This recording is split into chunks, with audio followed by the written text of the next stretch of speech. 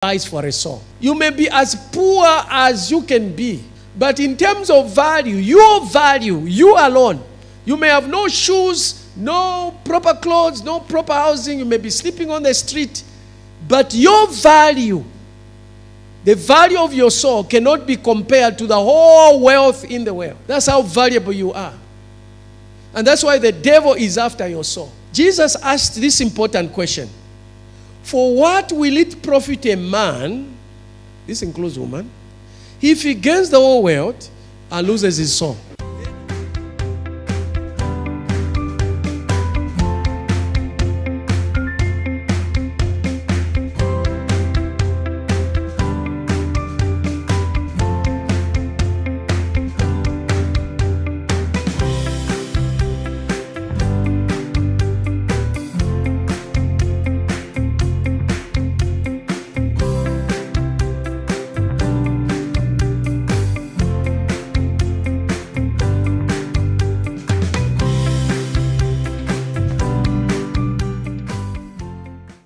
Things may be looking like nothing else is happening.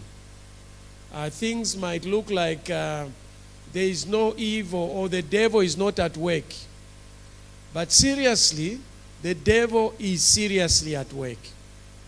So we are going to look at this, and I will show you next week the plan that the evil people have. They have their own 10 commandments over how they want to take over the world with evil. How they want to take over the world with evil. Now, I just want to read a scripture that is not part of the sermon. It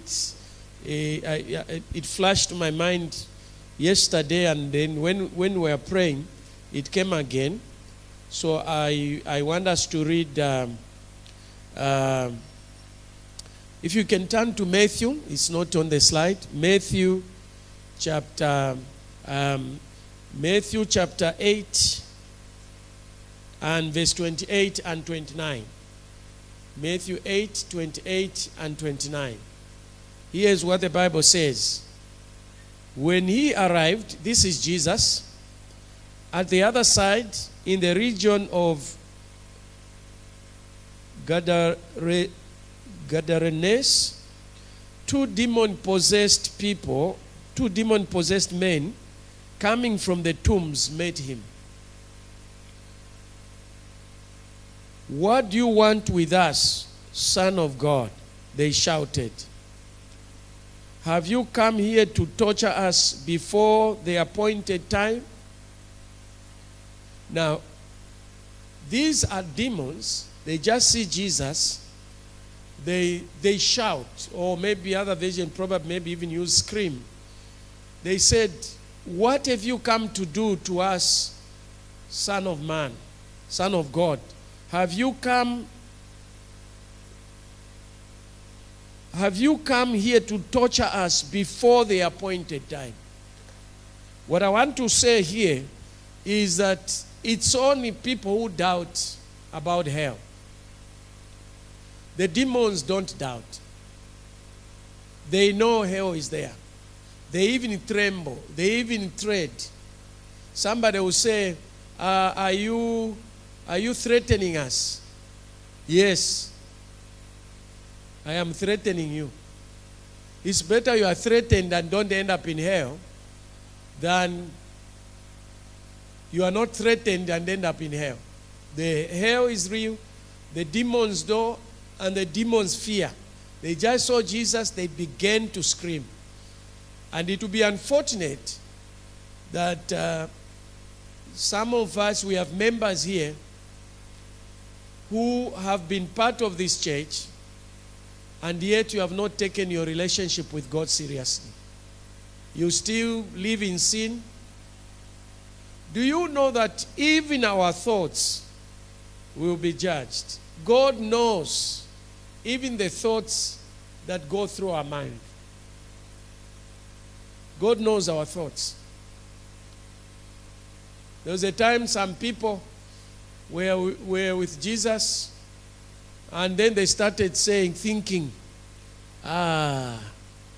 if he was really a man of God, he should have seen what sort of woman is on his feet. Then Jesus heard their thoughts, and he gave them a parable. So please, let's not take the things of God lightly, like many people do. Now, what is important is not hell. What is important is the love of God, that God has already provided a way out. He loves us so much that Jesus, instead of you and me being punished for our sins, because sin has to be punished, he punished his son in our place. So it's very important for you to understand. You shouldn't be like people who have put a time when they think, like somebody I met who said, then I was just an elder. He was already calling me bishop. Bishop. I told him that I got saved when I was 21 years of age. He said, Bishop, you got saved too early. There is nothing like that. So he said he was going to get saved at 40. I should ask him, since he's out of the country. No, he's in another country. He said when he reaches 40, so I have to find out. I'm sure by this time he has reached 40, because that was 2015. You cannot put a timeline that I'll get saved at this time. In fact, the earlier you get saved, the better. It's very, very important. So let's continue with exposing the subtle influence or secretive influence of evil associations. By association, I'm talking about the people that you are interacting with, the places you go to, and many other places. So this is the way I define the ambient influence of evil. I said this refers to a pervasive or secretive, subtle impact that evil can have on individuals, families, societies, and any environment. Evil can permeate or penetrate surroundings so secretly, subconsciously, subtly, influencing thoughts, behaviors, attitudes, and values. Behavior is just the way you act, what you do.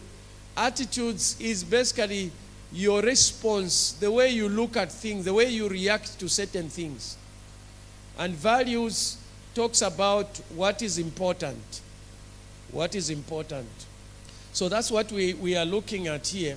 These are the scriptures that we looked at last week. Romans 15 verse 4 says, for whatever things were written before were written for our learning, that we through the patience and comfort of the scriptures might have hope. Then we also looked at 1 Corinthians 10 verse 11. It says, now all things happen to them as examples, and they were written for our admonition or warning, upon whom the ends of the ages have come, or who live at the end of the age. So it's important to know that what we are going to look at and what we looked at last week are passages of scriptures that are giving us a warning. God, or what is written in the Bible, the things that happen, they were actually for our learning so that we can be encouraged. Others are for our warning. So this is a 4-part message. I'll do part 1 and 2, and then I'll conclude next week. So the first part is we are looking at sexually immoral virgins. And the question is, how possible is that? How can a person be a virgin but sexually immoral?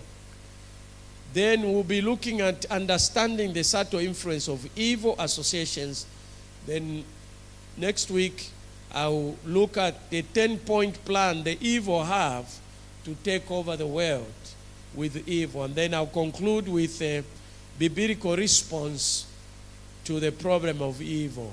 Biblical response to the problem of evil. So let's look at the text for today. Now, for those of you who were not here last week, we were talking about what happened to Lot. Lot and Abraham started having differences because they became so wealthy. The headmen who were taking care of their animals, started fighting. So they decided to part company. So when they parted company, Lot chose a place towards Sodom and Gomorrah, and he pitched a tent near Sodom. The next time we are hearing about Lot, he was right inside. He was even at the gate where the elders were meeting. So he had become a resident of Sodom. Now, I mentioned last week, those are just my words, that God could not wait for Sodom, the people of Sodom, to go to hell. He had to bring hell to them because of the sins that they were committing, the level of immorality that was going on. There was rampant homosexuality there, where men were sleeping with men. Probably even other forms of sexual immorality was going on at that place. So God, based on the prayers of Abraham, sends angels in Sodom, and the men of Sodom wanted to sleep with the angels. So they came the day before.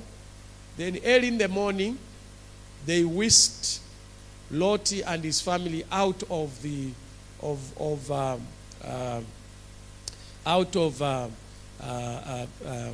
Sodom, and they ran off.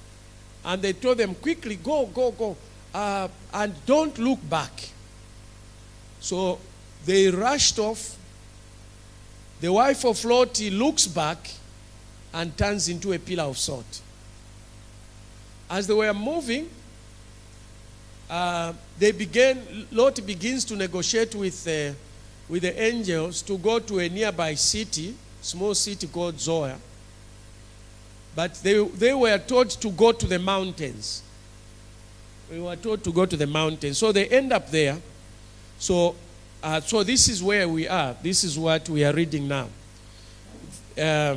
Genesis 19, verse 30 to 37. Then Lot went out. They had gone in Zoar. They got, I don't know, they were scared. Then they left again, going back to the mountains, probably where they were supposed to go initially. Then Lot went out of Zoar and dwelt in the mountains, and his 2 daughters were with him, for he was afraid to dwell in Zoar. And he and his 2 daughters dwelt in a cave. Verse 31. Now the firstborn said to the younger, our father is old, and there is no man on the earth to come in to us, as is the custom of the whole of the earth. So they made their father drink wine that night, and the firstborn went in and lay with her father, and he did not know she had laid down or when she arose. Verse 34. It happened on the next day that the firstborn said to the younger, indeed I lay with my father last night. Let us make him drink wine tonight also. And you go in and lie with him, that we may preserve the lineage of our father. So these 2 young women, it didn't matter what God said. It didn't matter how immoral what they were going to do was. What was important is what they wanted to achieve. This is where they say the end justifies the means. In other words, if I want to achieve something, it doesn't matter how I get it. The means is the way you want to achieve something. The end is what you want to achieve. So when we say the end justifies the means that regardless of the way I'm going to get something, as long as I I get what I want, that's fine. So this is what these young women did. Then they made their father drink wine that night also, and the younger arose and lay with him, and they did not know when she lay down and when she arose. Thus both the daughters of Lot were with child by their father. The first bore a son and called his name Moab. He is the father of the Moabites to this day. And the younger, she also bore a son and called his name Ben-Ammi. He is the father of the people of Ammon to this day, the Ammonites. I don't know what happened, whether they told him what they had done. All of a sudden, in the middle of nowhere, the daughters are pregnant. The daughters are pregnant. Maybe they kept it as a secret. Maybe they just said, no, there was a man who passed around, because there was no way such a thing would happen. So the first part I said sexually immoral virgins as the first part, because the question is, how could these young women, the Bible tells us that they were virgins, which means they had not known a man. And when you look at this, you now realize that they could do this because they were in Sodom. Because in Sodom, there were all sorts of things that were going on in Sodom, all sorts of perversiveness that was going on in Sodom. And even if they had not physically slept with a man, they were physically virgins, but they were not mentally virgins. They were actually immoral for them to come up with such a devilish idea. Probably maybe they had heard whilst in Sodom of how some of their friends, their fathers slept with them. Because you know that you can never sin without thinking about it. Every sin starts with a thought. And if you look at this, what we have read here, this woman, when you are doing what is evil, getting pregnant is not a problem. Getting pregnant only becomes a problem when you are doing what is right. Some years back, I went witnessing as a new convent. I went into the park in Kabwe. I met somebody. I started witnessing to him. I didn't know he was a Christian. Then he told me I was a Christian. He told me he was on suspension because he had impregnated a girl. And then he asked me a very stupid question. And the stupid question was, why me? All others do it, but why did she get pregnant? You see, you wouldn't even think that person is actually even remorseful for what he did. But we thank God, I got delivered. He's a man of God now. So, why me? Remember, this girl sleeps with the father. She gets pregnant. The other girl sleeps with the father also, gets pregnant. What is the probability of two people sleeping with their father and both of them get pregnant? So this is what happens. You may have kept yourself sexually pure. We don't know about what goes in upstairs in your mind. And you just try it once. And there are people who have maybe slept with a man or slept with a woman once, and the person got pregnant. So that is the danger. So you have to understand that when evil starts spreading, it knows no bounds in its capacity to expand or persist. Evil starts slowly, but it begins to grow. You may start with a small sin. It will start to grow and expand. Let's look at part 2, understanding the subtle influence of evil associations. So we should never underestimate the influence of evil in our lives. We should never underestimate that. Any of us, don't underestimate the things you watch. Don't underestimate the things you see. Let me repeat for the young men. Wherever you go, you'll find half-naked women. Please, don't start doing body viewing. Don't start doing body viewing. Those people are intentionally, the devil has intentionally made the world, let me put it this way, has intentionally made sex to look like it's the in thing. And he's enticing particularly men, because men's sexuality is tied to their eyes and thoughts. Men can be aroused just by looking at a picture of a naked woman or thinking about a naked woman. Now, when you go, you just go out of here, let alone if you went to the mall, you see those people, even the designers, they've designed the clothes to make sure that the features of women come out. Everything is systematic, everything is intentional. So don't be caught in that, where you see this nakedness, and then you also start looking. You are even complaining. But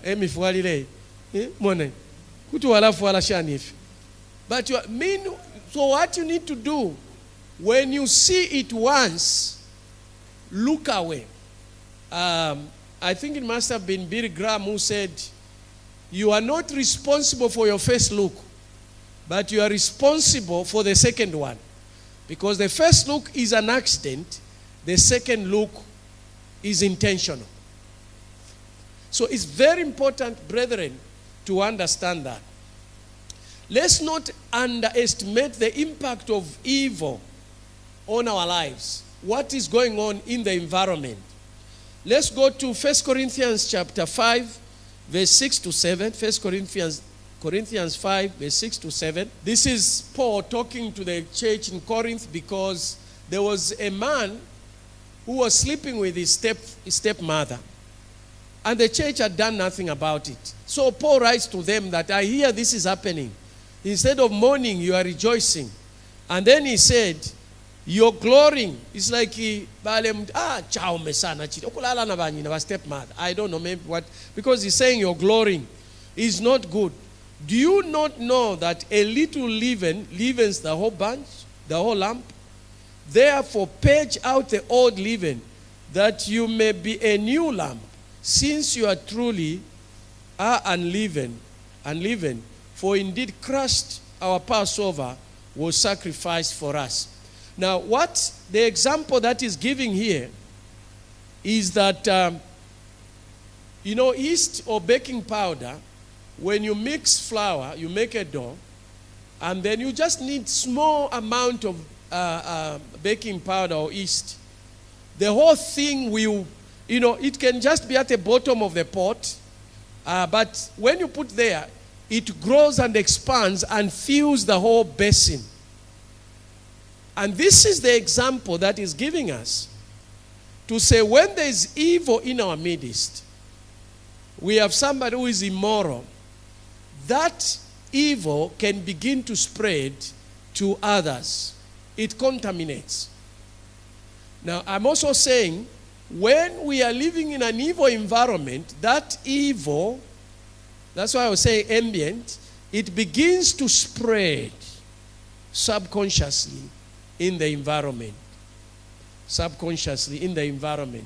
You are not even aware of what is going on. Because of so much evil that has penetrated, particularly through the media, you will have a situation that certain things that were an abomination few years ago are acceptable today.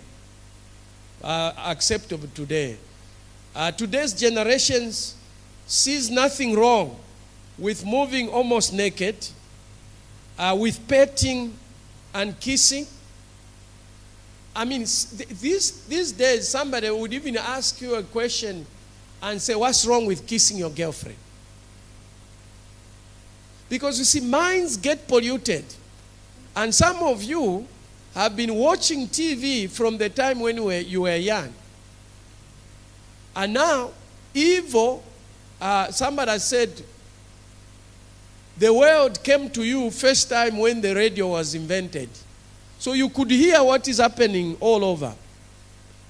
Next time, you did not just hear, but you also saw with the coming of television.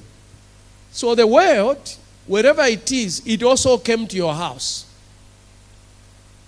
We are getting exposed to things that a long time ago you would not even know about. But this evil is permeating. Now, evil is not just at your home, on TV and on radio. Evil now has come. We have handsets. And almost everyone has, let me say, many people have smartphones. And this smartphone, you can access both good and evil. It depends on the condition of your heart. Now, because we have been seeing evil that is deliberately engineered, because we see it over and over and over. Some time back, when kids will see people kissing on TV, they would look away and they'll go giggling. This time, it's one of those things. It's one of the. Why? It has become normal. They are desensitized. They are desensitized. So you have people in a relationship, just girlfriend and boyfriend, they are getting involved in sexual relations